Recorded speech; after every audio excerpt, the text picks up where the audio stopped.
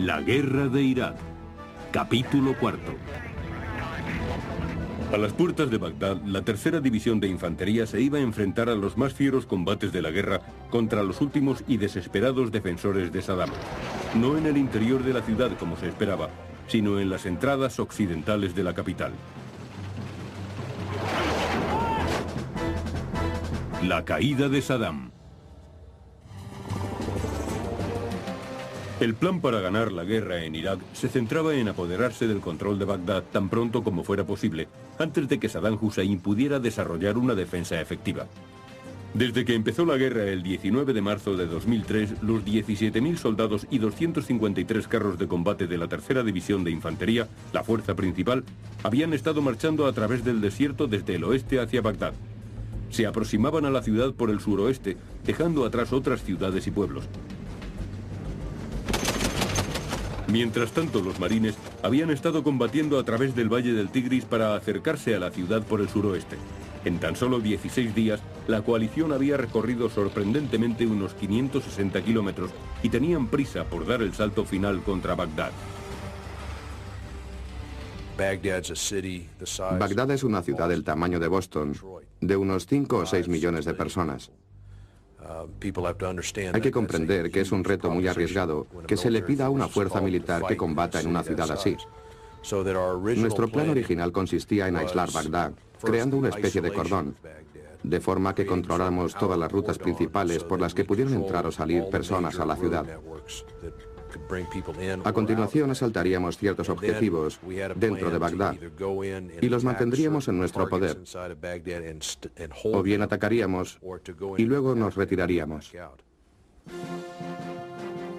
Los marines bloqueaban la autovía 6 hacia el sureste de la capital, mientras que el ejército aliado controlaba el aeropuerto y las autovías 1 y 8 hacia el suroeste. Pero antes de que se desplazaran para rodear el resto de la ciudad, el mando central cambió súbitamente el plan y decidió atacar el centro de Bagdad. Con las primeras luces del 5 de abril, 29 carros de combate y 14 transportes acorazados de personal de la tercera división segunda brigada se dispusieron a realizar la que se denominó Thunder Run, la carrera relámpago.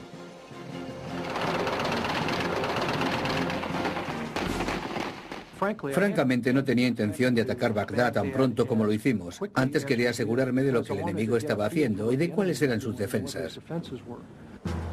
Fue el comandante general Buford Blunt, comandante de la tercera división, quien convenció al general Wallace de que la mejor forma de conocer al enemigo era enfrentarse a él. Y mejor hacerlo cuanto antes. Sabíamos que las fuerzas acorazadas de Bagdad no iban a ser muy numerosas, pero no sabíamos cuántos fedayín y guardias republicanos iban a estar allí. Así que me dije, vamos a averiguarlo. Además, Blunt tenía otro motivo relacionado con las conferencias de prensa del ministro de Información iraquí. Bagdad Bob, como le llamábamos, estaba en el Hotel Palestina diciendo que no habíamos tomado el aeropuerto y que los iraquíes estaban ganando la guerra.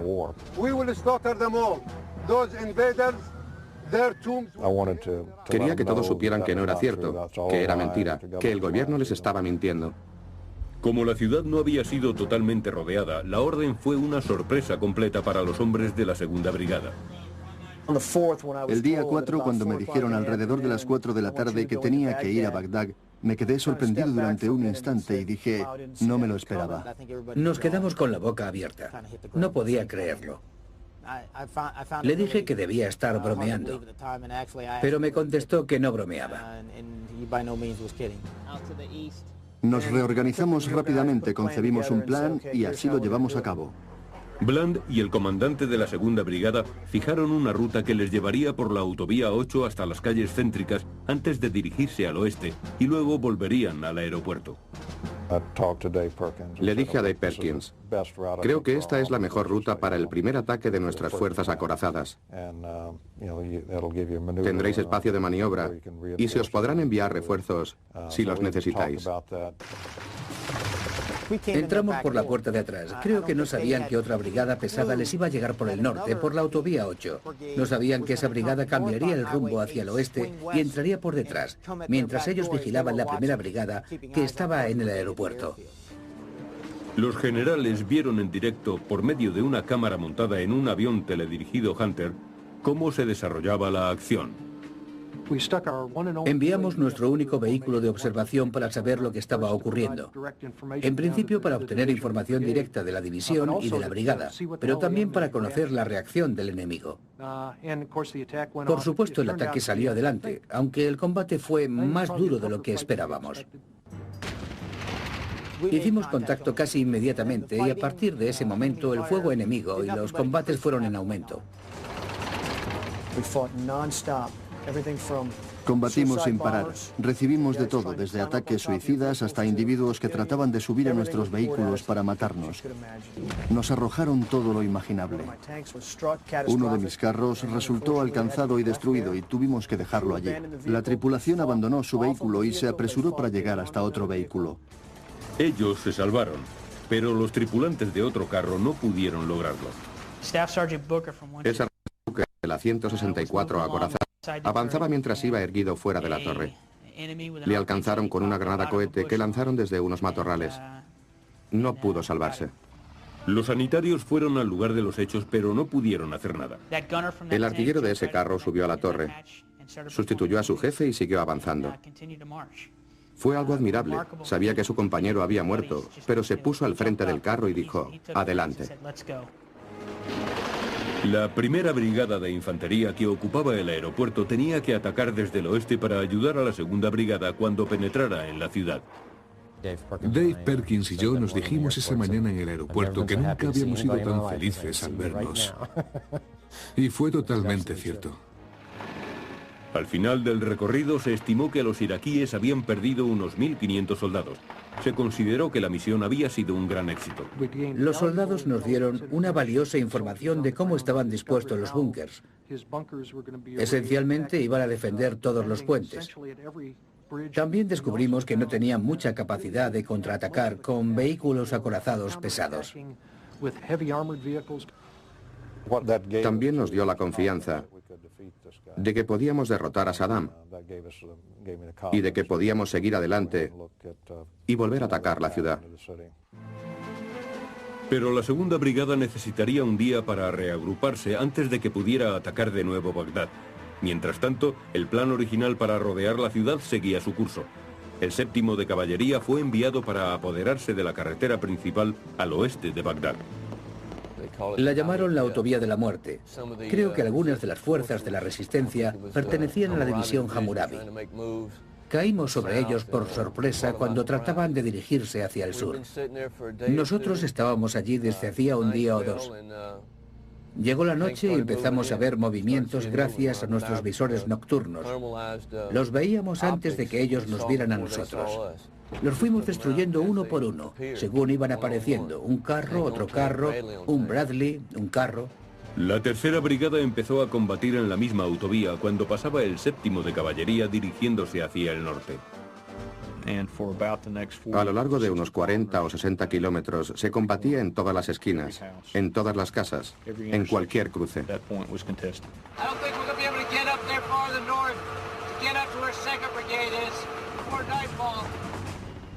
Bagdad era la ciudad más militarizada que he visto en mi vida. En cada rincón nos disparaban con una cantidad tremenda de morteros y de cohetes granada. Definitivamente el enemigo no quería ceder la parte norte de Bagdad. Pero al terminar el día, la tercera brigada consiguió asegurar su objetivo principal, el cruce de la autovía 1 hacia el norte. A continuación, siguieron hacia el este, hacia el puente sobre el Tigris llamado Objetivo Montgomery.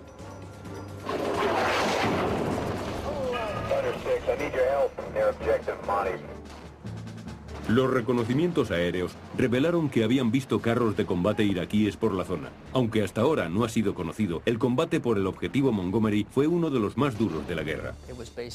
Nos esperaba un pequeño batallón de carros con 2 batallones de artillería de soporte. Los batallones de artillería estaban detrás de una gran zanja al otro lado del canal. No sabíamos que estaban allí, pero los bombardeamos desde el aire, con la artillería y con fuego directo. Cuando conquistamos el puente sobre el Tigris, al enemigo no le resultó fácil salir de Bagdad. Trató de volarlo. Pelearon con uñas y dientes contra nosotros durante unas 50 o 60 horas. Hacia el norte quedaban todavía miembros de la Guardia Republicana. Detrás de ellos llegaban los Fedayeen, y desde Tikrit enviaban fuerzas acorazadas. Se abrió un fuego incesante hasta casi agotar la munición. A todo mi grupo de combate le faltaba combustible, así que tenía que conseguirlo, así como municiones. Cuando un vehículo de suministro se acercaba trayendo el tan esperado combustible y las municiones, nuestra principal fuente de abastecimiento en esos momentos, le alcanzó el fuego enemigo.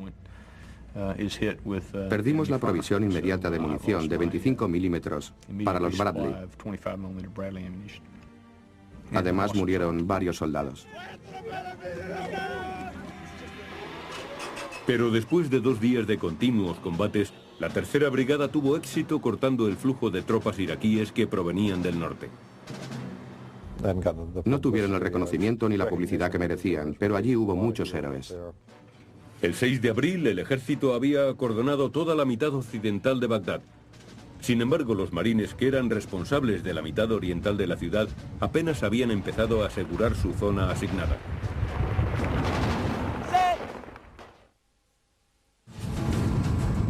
El día que el ejército realizó su primera carrera relámpago, la primera división de marines llegó a las afueras de Bagdad. La distancia recorrida y la velocidad que alcanzamos no tenía precedentes en la historia de los marines. Se suponía que los marines tenían que rodear la zona este de la ciudad mientras la infantería se ocuparía del lado oeste. Pero para llegar a sus posiciones, los marines debían cruzar el río Diyala, un afluente del Tigris que discurre a lo largo del sector este de Bagdad. Para ser francos, no le prestamos al Diyala la misma atención que al Tigris y al Éufrates, porque solo tenía una anchura de unos 60 metros. Además, hasta aquel momento, los iraquíes habían dejado intactos la mayoría de los puentes. Esperábamos tener suerte esta vez. No fue así. Había 2 puentes principales. Uno estaba completamente destruido y el otro en gran parte. Los comandantes de los marines observaron por medio de su vehículo espía que el enemigo había tomado posiciones y que estaba en esos puentes dispuesto a defender la línea del río. Un consejo para el comandante de la división fue: busca otro lugar, es un río muy largo. Durante 24 horas, equipos de reconocimiento buscaron otro punto por el que cruzar el Diyala, pero llegaron a la conclusión de que aquel lugar era el mejor. Así que dirigieron a toda la división hacia el puente principal del Diyala. Pero para entonces habían perdido un día entero. Combatieron casa por casa. Cuando encontraron al enemigo, este se había atrincherado en edificios y búnkers. Observaban todo lo que hacíamos mientras avanzábamos. Cuando nos dirigimos a sus posiciones, tuvimos que soportar un fuego constante. En cuanto los marines aseguraron el lado este del río, llamaron a los ingenieros para que inspeccionaran los puentes. Había 2 puentes. El del sur era un puente antiguo que no había sido usado durante cierto tiempo y que tenía un gran agujero de unos 6 metros en uno de sus lados. El otro puente, el de la carretera principal, era mucho más reciente, pero le faltaba un arco entero. Se decidió que podía empezar a pasar parte de la infantería sin blindados por el puente viejo, con tal de que se tapara el agujero. Al no disponer de los materiales necesarios, comenzaron a buscarlos por los alrededores. Trajeron materiales y tuvieron que colocarlos entre los disparos del enemigo. Casi se caen 2 marines por el agujero del puente. Todo esto ocurría mientras abrían fuego contra ellos. En el puente nuevo, los marines colocaron una carga controlada que niveló las columnas de soporte de forma que pudieron tender sobre ellas una plataforma para el paso. Por encima de los contrafuertes tendimos una plataforma que trajo un vehículo acorazado. Pero se necesitaba tiempo para hacer los ajustes y las pruebas. Mientras tanto, un tercer puente, un puente de pontones, estaba siendo tendido solo para los vehículos acorazados. Tardamos unas 4 horas en construirlo, pero tuvo que ser de mayor longitud que el ancho del río debido al reflujo del agua. De esta forma transcurrió otro día más antes de que los marines cruzaran el Diyala para iniciar el ataque principal. Frustración podría ser la palabra. Tuvimos que cruzar el río por 3 puntos, más de los necesarios para cruzar ríos más grandes. Pero la tercera división ya estaba acercándose a Bagdad por el lado oeste y queríamos apoyarles por el lado oriental. Pero un pequeño río de 60 metros de anchura nos había detenido. Sus hombres sabían que el comandante no estaba satisfecho con el retraso. Expresé en cierto modo mi frustración hablando por radio con el comandante de la división. Sabía que lo estaba haciendo lo mejor que podía, aunque no fue un buen día. El primer escuadrón de infantería estaba preparado para cruzar a pie el puente viejo ya parcheado. El vehículo de asalto del capitán con el equipo de soporte se situó junto a ellos. De repente, salido de la nada, cayó un proyectil de la artillería, justo sobre nuestro Amtrak, en el centro del vehículo. Justo entre las escotillas, un impacto directo, muy difícil de lograr. La onda fue tan fuerte que salté por los aires. Di una voltereta, caí a la tierra, me puse de pie y antes de darme cuenta estaba corriendo entre humo. No se veía nada. Eso se debía a una gran llamarada que cubría al menos 100 metros en todas las direcciones desde el vehículo alcanzado. Se veían piezas de metal volando por todas partes. Vimos trozos de los cuerpos de los muchachos que habían estado dentro. Había sangre, un caos. Una escena devastadora.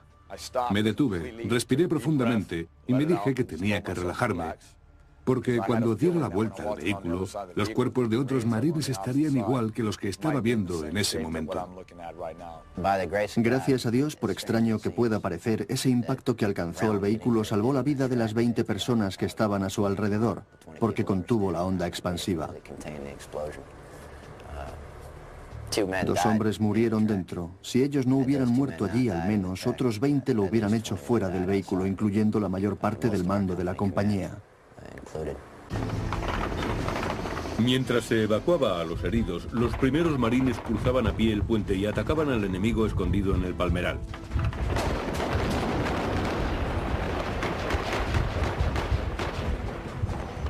Los blindados comenzaron a cruzar el puente por la tarde. Cuando finalmente empezamos a cruzar el puente fue un momento muy espectacular. El 7 de abril, el mismo día que los marines atacaron después de cruzar el río Diyala, el ejército decidió que era el momento de lanzar una segunda incursión relámpago. Los objetivos para el día 7 eran atacar de nuevo la ciudad para confirmar las tácticas que los iraquíes emplearían en su defensa. En segundo lugar, se comprobaría si después de nuestra incursión relámpago habían variado sus tácticas. Teníamos intención de retirarnos por el mismo sitio por donde habíamos venido. Volvimos a mirar los mapas para planificar las operaciones. Queríamos saber dónde estaba el centro neurálgico de la ciudad para dirigirnos hacia él. Siempre nos habíamos fijado en el área de Palacio y en el centro de gobierno, así que fuimos hacia allí. El comandante de la segunda brigada quería tener preparados esta vez 3 batallones. Uno para ocupar el área del palacio, otro para la avenida de los desfiles y otro para las líneas de abastecimiento. Hablé con el mando y no estaban demasiado iracundos. Me dijeron que me dirigiera a un par de cruces y comprobara de nuevo el tipo de defensa que encontraríamos. Debíamos mantenernos allí durante un tiempo y luego retirarnos. Entonces la segunda brigada avanzó por la autovía 8, la misma que habían seguido en la primera incursión, pero esta vez con 70 carros y 60 vehículos acorazados de transporte. Se habían reforzado y habían sembrado algunos campos de minas. Cuando acabamos, no quedó mucho contra lo que combatir. Cuando la segunda brigada alcanzó una bifurcación en la carretera que o bien conducía al centro de la ciudad o bien la rodeaba por fuera, el comandante no quiso regresar. Dave Perkins, como comandante, vio la oportunidad de conseguir resultados. El segundo cruce que habíamos tratado de capturar y asegurar para ver lo que pasaba era también la entrada al Palacio Presidencial y al área donde estaban los ministerios. Dave aprovechó la oportunidad para atacar el centro de la ciudad. Pudo ir hacia el palacio con mucha rapidez. Tuvo que combatir mucho, pero para eso estaba allí. Al poco tiempo, llegaron al Ministerio de Información y a la avenida de los desfiles. También llegaron iraquíes. Iban a pie. Cruzaron los puentes, venían del norte y del sur. Nosotros estábamos en la entrada de una vía de penetración hacia el centro de la ciudad. Era de unos 15 kilómetros. Nuestros flancos estaban expuestos a todos los ataques, pero debíamos mantener abiertas las líneas de comunicación, combatiendo a ambos lados. El primer convoy de abastecimiento tenía problemas. Un carro explorador nos precedía. Le alcanzaron con una granada cohete y un soldado salió despedido de la torre. Unos minutos más tarde el cielo se nos cayó encima. Empezaron a dispararnos y la cosa se puso fea. Uno de los camiones de municiones fue alcanzado. Ardió y los proyectiles de los carros empezaron a explotar y a alcanzar a otros camiones. Ahora solo podía llegar una cantidad limitada de suministros a los soldados que estaban atacando el centro de Bagdad. En esos momentos tuvimos 2 bajas. El comandante de la brigada tenía que tomar una decisión muy difícil. O se retiraba o se mantenía allí. Dave dijo, la verdad es que no quiero darles otra oportunidad de poner más campos de minas. Además, cada vez que atacamos aprenden más de nuestra forma de combatir para tratar de derrotarnos. Él quería permanecer. Y dijo, bueno, todo depende del combustible. ¿Dónde está y cómo podemos conseguirlo? Después de reorganizar los convoyes de suministro, Blunt envió elementos de la primera brigada para reforzar las líneas de abastecimiento. Cuando estuvimos seguros de que podíamos conseguir combustible y municiones y de que podríamos seguir combatiendo, no quisimos dar la vuelta. Finalmente Bob me llamó y me dijo, recomiendo que nos quedemos. Yo le dije, venga, aunque creo que mis palabras exactas fueron, que tengáis una buena pelea. Y desde ese momento permanecimos en Bagdad.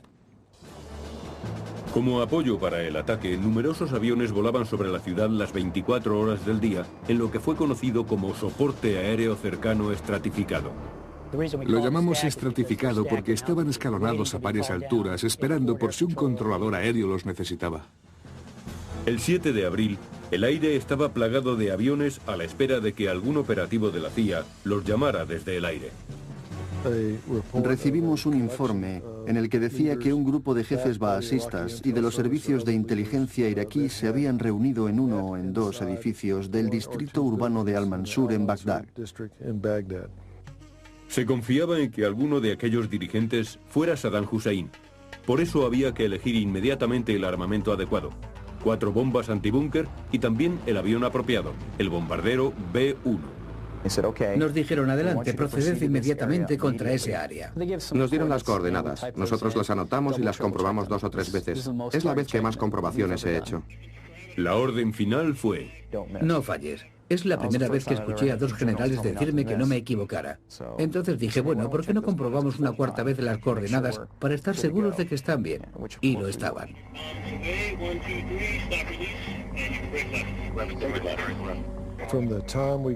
Desde el momento en que recibimos la información hasta que las bombas alcanzaron el objetivo, transcurrieron 45 minutos. Lo que quiere decir que desde el momento que se dieron a conocer los objetivos de la tripulación del B-1 hasta que éste lanzó las bombas, habían transcurrido menos de 12 minutos.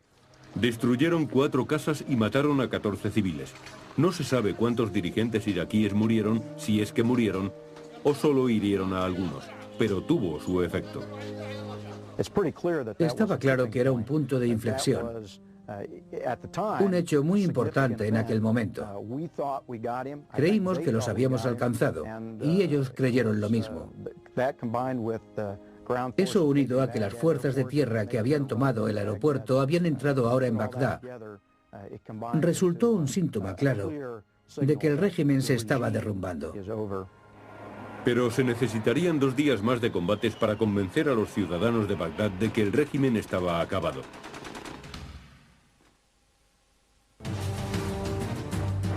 Mientras el ejército y los marines norteamericanos avanzaban en Bagdad lo más rápidamente que podían, el ejército y los marines británicos se preparaban para tomar la segunda ciudad más importante de Irak, Basora.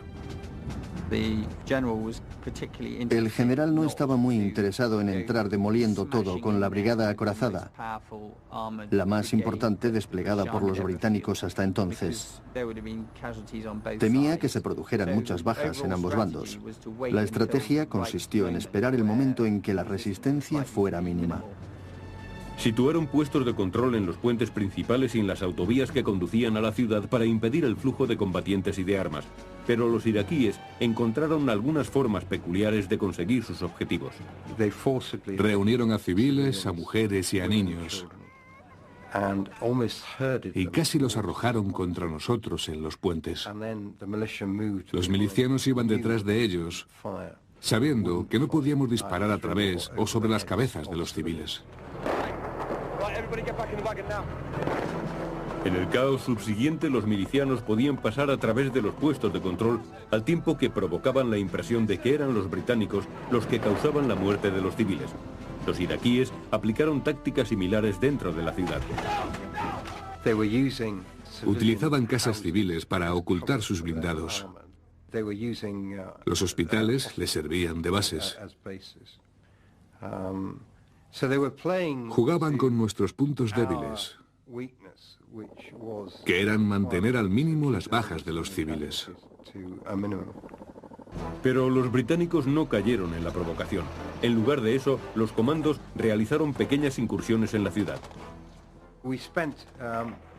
Pasamos entre una semana y 10 días controlando al enemigo. Y mientras tanto, tratábamos de recoger información acerca de la situación exacta de los dirigentes de Basora. Su meta era aniquilar objetivos simbólicos del régimen y debilitar la presión que el partido Baas ejercía sobre la población chiita. Alcanzamos los cuarteles baasistas y capturamos a los altos jefes del régimen. Derribamos una estatua, un símbolo. Destruimos el yate de Saddam, que estaba atracado en Basora. Finalmente, la batalla por Basora comenzó a calentarse el 30 de marzo, cuando los marines británicos lanzaron el mayor de sus ataques para asegurar el suburbio sureste, Abu al-Qasib. Fue una manera de demostrar que iban en serio. Habíamos enviado al pueblo de Basora mensajes a través de panfletos y también de la radio, en los que les decíamos que si se levantaban contra el régimen, nosotros les apoyaríamos.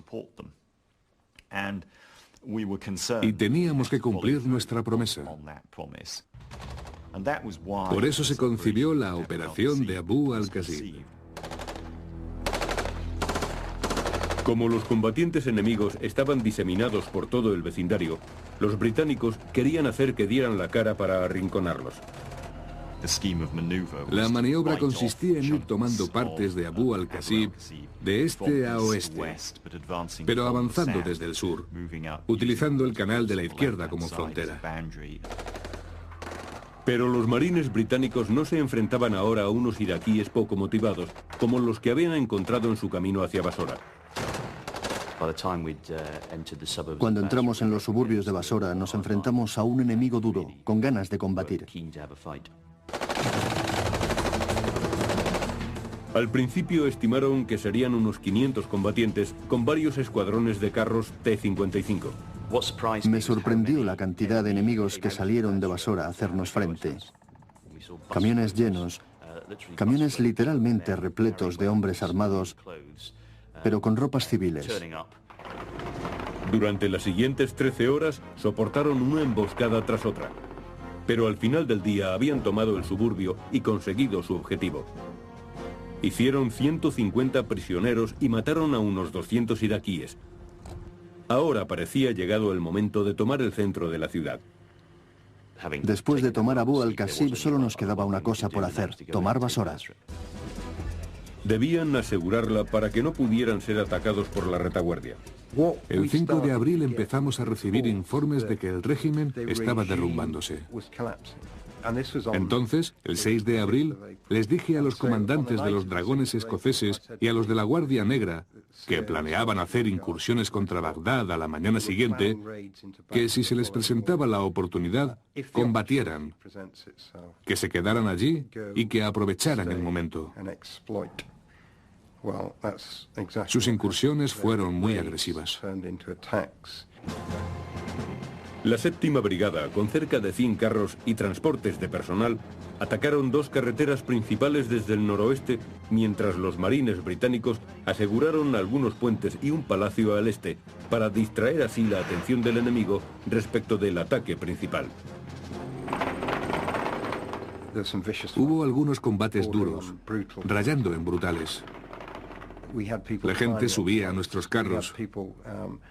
Otros fingían estar muertos y de repente se ponían a lanzarnos granadas. Pero era algo puntual. Y en cuanto quebramos su resistencia, parecieron evaporarse. El enemigo desapareció totalmente. Abandonaron tazas de té sobre la mesa, armas, botas. Literalmente dejaron todo lo que tenían. Los iraquíes parecían encantados de vernos. Se ponían a ambos lados de la calle y agitaban las manos y nos aclamaban. Aquella era una recepción muy diferente de la que los soldados de la coalición estaban experimentando en Bagdad.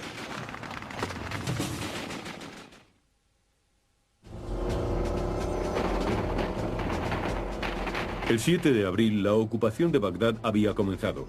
Una brigada acorazada completa estaba en el centro de la ciudad.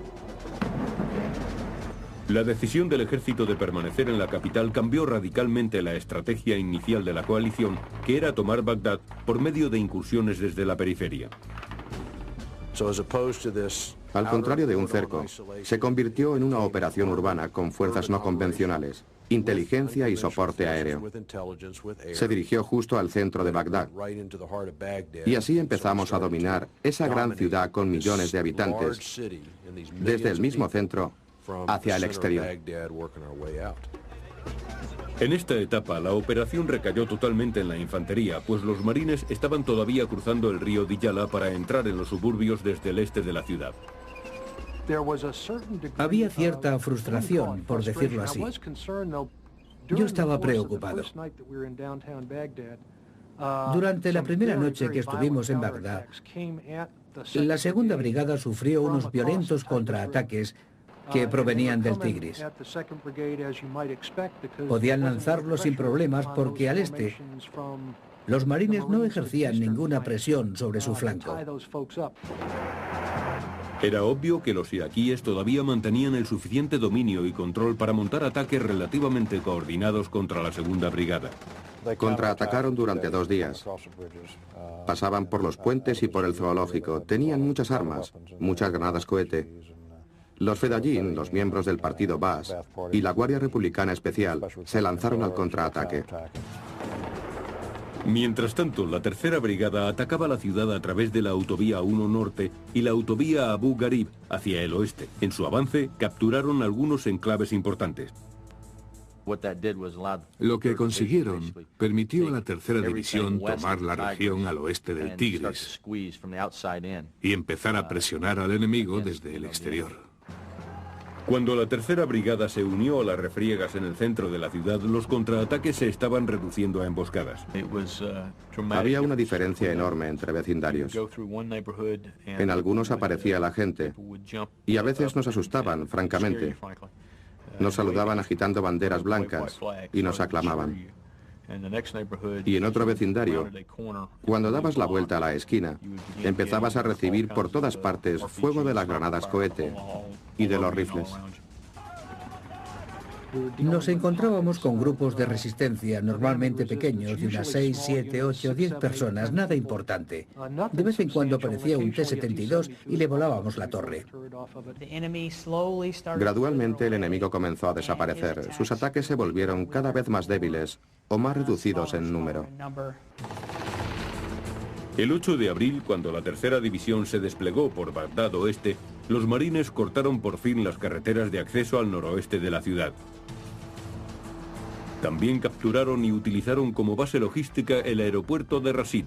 Finalmente, se dispusieron a atacar a la ciudad misma el 1º y el 7º regimientos de marines desde el sureste y el 5º desde el norte. A las 11:30 de la mañana del 9 de abril, los generales McKiernan, Wallace y Conway estaban todavía poniendo a punto los planes para que los marines realizaran el ataque definitivo contra Bagdad, estimando que tardarían 4 días en tomar el resto de la ciudad, pero los hechos los sobrepasaron. Elementos del 3er batallón del 4º de Marines se dirigían ya a la parte este de Bagdad sin encontrar casi resistencia. Todos salían a las calles, las familias con sus hijos. Los niños estaban a su lado, saludando y aplaudiendo. Las mujeres lloraban cuando pasábamos cerca. Llegaron sin problemas a la plaza central de Bagdad, dominada por una estatua de Saddam de 12 metros de altura. Hablé con mi cadena de mando y les dije que había mucha gente que no hacía más que pedir que derribáramos la estatua. Me autorizaron para que lo hiciera. Yo dije, de acuerdo, señor, ahora lo hacemos. Pero antes de hacerlo, unos marines no pudieron resistirse a enarbolar su bandera. Cuando vi a aquel joven marine con la bandera, me dije, maldita sea, mejor que no lo hubiera hecho. El marine la retiró enseguida y la sustituyó con una bandera iraquí antes de que la estatua cayera finalmente.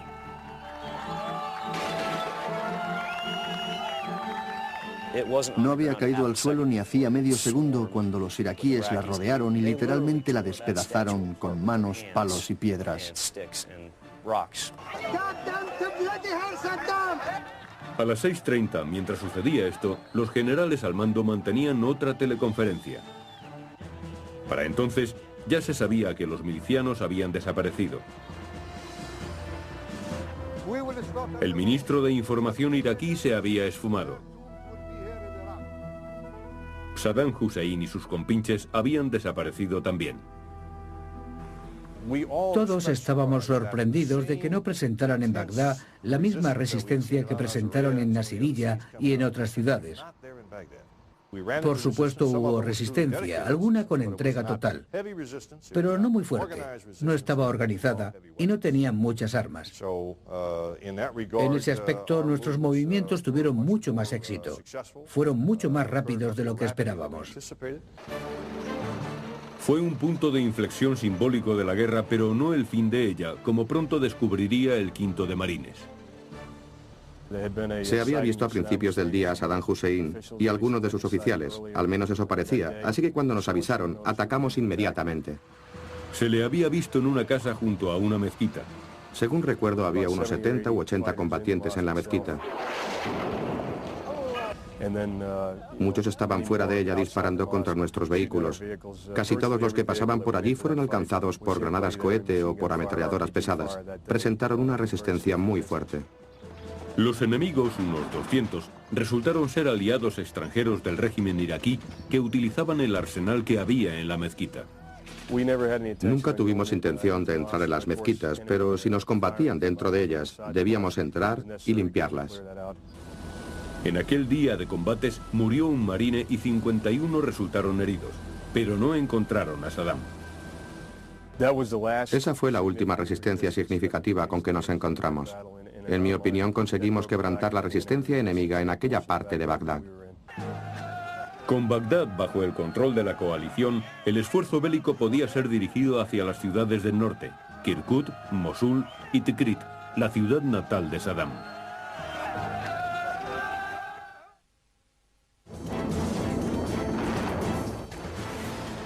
Al norte de Irak, una intensa campaña aérea forzó a los iraquíes a retirarse del frente a lo largo de la frontera del territorio controlado por los kurdos.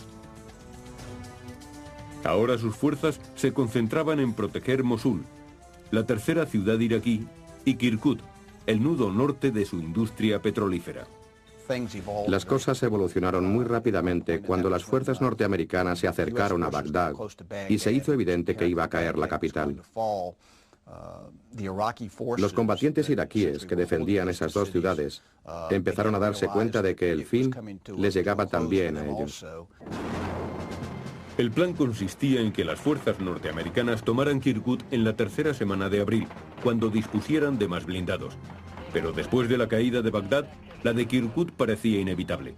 Los combatientes kurdos estaban a menos de 15 kilómetros y se estaba preparando una sublevación de los combatientes que los apoyaban desde dentro de la ciudad. Habían soportado unos bombardeos tremendos de las fuerzas norteamericanas y se habían difuminado. Es la cosa más sorprendente que he presenciado. Es como si las fuerzas iraquíes de Kirkuk se hubieran evaporado dentro de la ciudad. El 10 de abril, los combatientes kurdos, junto con las fuerzas especiales, entraron en Kirkuk y se apoderaron del control de la ciudad sin encontrar casi resistencia. Varios días más tarde, pasó lo mismo en Mosul. Las fuerzas iraquíes se disolvieron en la ciudad, desaparecieron.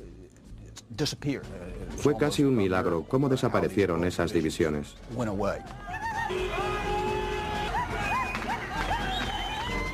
Ahora la atención se concentraba en Tikrit, el último reducto iraquí. Se trataba de la ciudad natal de Saddam Hussein, 200 kilómetros al norte de Bagdad. Sorprendentemente, no sería la infantería, sino los marines, con sus líneas de abastecimiento ya extendidas a lo largo de un gran territorio, los que fueron enviados a Tikrit el 12 de abril. Creo que uno de los grandes engaños de esta operación fue que muchos creían que no íbamos a atacar hasta que la 4ª División de Infantería estuviera allí. Pero atacamos 2 semanas antes, lo que nos dio una gran ventaja táctica. Primero se envió a la aviación. La campaña aérea fue muy dura. Nos allanó el campo de batalla porque se requería que llegáramos enseguida. Casi sin resistencia, el grupo de combate Trípoli llegó a Samara, una población al sur de Tikrit, antes del mediodía. Un informante local dijo que había prisioneros de guerra allí, pero no mostró a los marines donde se encontraban. Tenía miedo de que lo apresaran.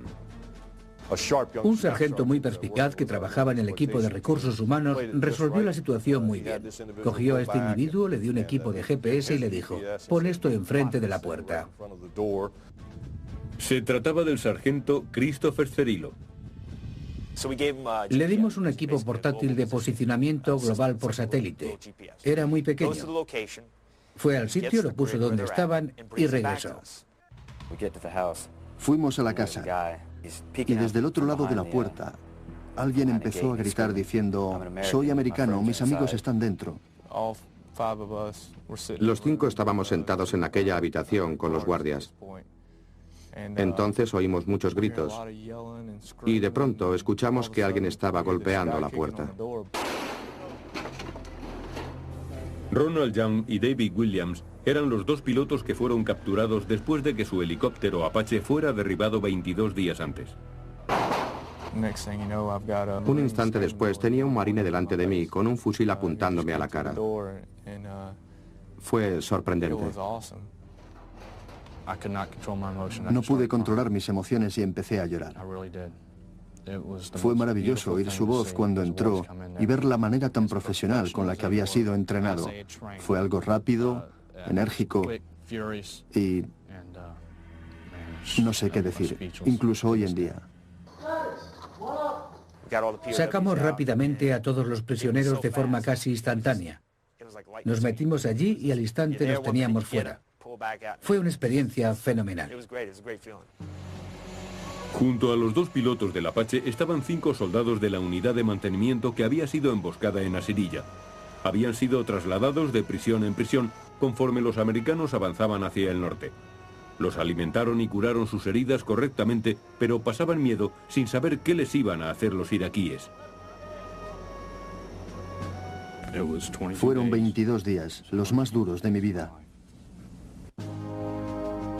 Los prisioneros de guerra fueron evacuados a Kuwait mientras el grupo de trabajo Trípoli se dirigió hacia Tikrit. En esos momentos la inteligencia informó que posiblemente Saddam estaría en Tikrit, escondido en su ciudad natal. Por eso quisimos proseguir, por si podíamos capturarlo.